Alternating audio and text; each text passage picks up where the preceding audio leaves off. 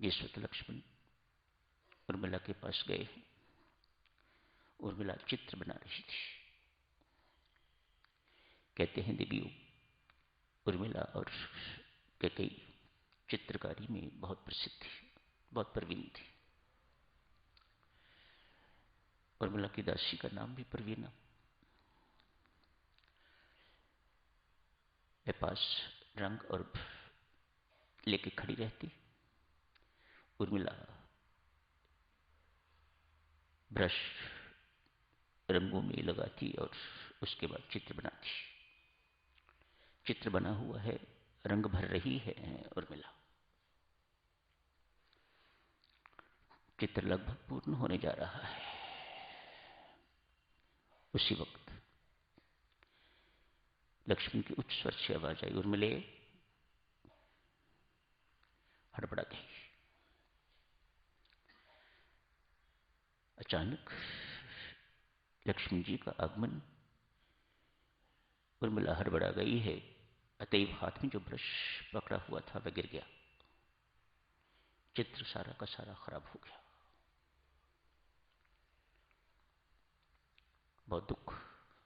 इतनी मेहनत के साथ इतना सुंदर चित्र बनाया है और वह चित्र खराब हो गया है, बिगड़ गया है। बहुत दुखी है, आंखों में आंसू। लखन का आगमन हुआ। आपस में राम राम हुई होगी, प्रणाम जो भी कुछ करते हैं किया होगा।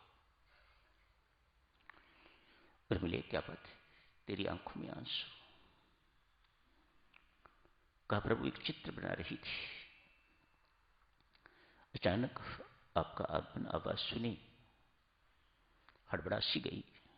ब्रश मेरे हाथ से निकल गया, छूट गया, चित्र बिगड़ गया है। इसलिए दुखी हूं, इसलिए आंखों में आंसू। क्या चित्र बना रही थी जिसके बिगड़ने पर तेरी आंखों में आंसू? तो इतनी दुखी है? कहा, प्रभु राम का राज्याभिषेक होने वाला है। दीदी जानकी भी साथ बैठेंगी।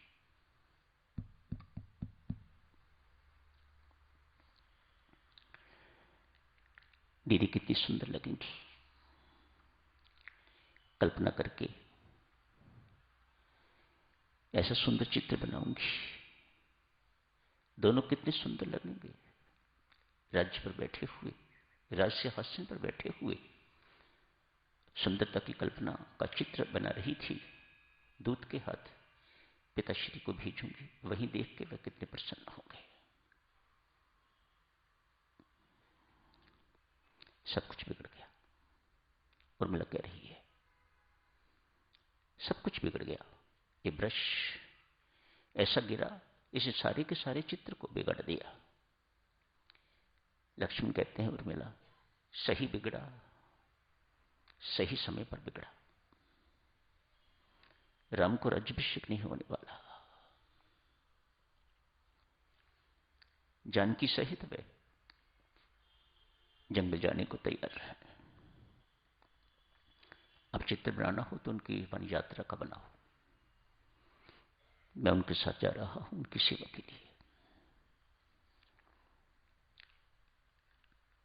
मां सुमित्रा से इजाजत ले ली है, आपको मिलने के लिए आया हूं।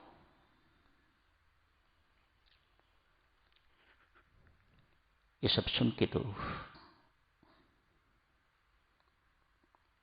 पुनः उर्मिला रोने लग गई है।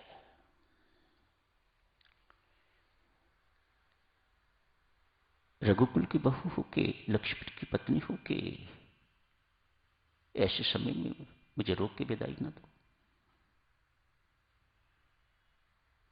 प्रभु मैं इसलिए नहीं रो रही, आपसे वियोग हो रहा है।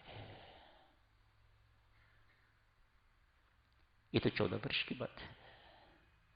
अब सारी जिंदगी भी प्रभु राम की सेवा में जंगल में काटो, कहीं भी काटो, मैं आपके नाम की माला फेर के तो जिंदगी गुजार लूंगी, उफ नहीं करूंगी। आंखों में आंसू क्यों है फिर? इसलिए देवी जानकी ने आज तक ना कोई दुख देखा है, ना कभी भोगा है। उसके दुख की कल्पना करके तो आंखों में आंसू आ गए। आपके सामने इसलिए रो रही हूं कि आपको ये आंसू याद रहे कि आपको मेरी द्युति को किसी प्रकार का दुख न होने देना। उर्मिला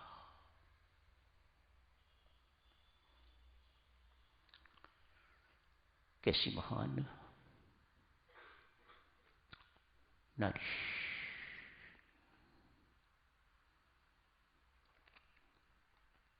14 वर्ष के बाद लौटना हुआ है।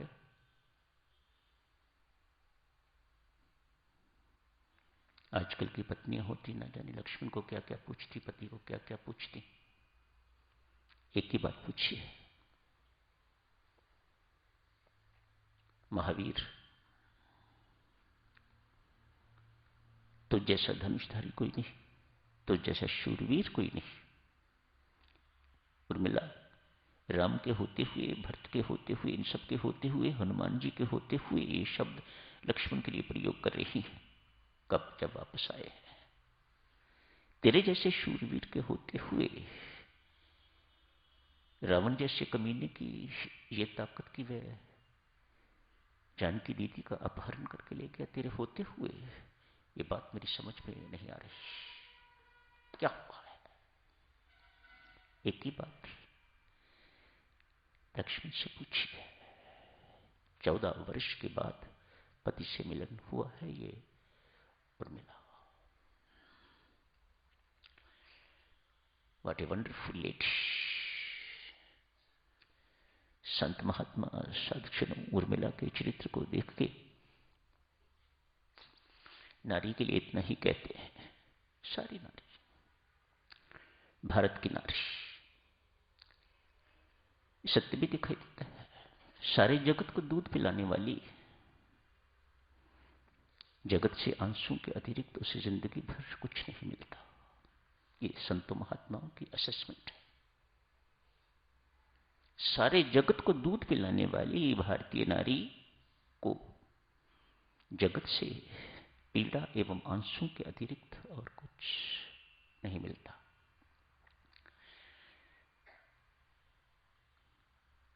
तो साधक ने यही समाप्त करने की इजाजत दीजिएगा। जब शुरू होता है अब, जो साधक जप के लिए बैठना चाहिए खुशी से बैठें, चुपचाप बैठें। जो उठना चाहिए राम राम जपते हुए बिना दूसरों को डिस्टर्ब किए हुए मेहरबानी करके वह प्रस्थान करें। धन्यवाद।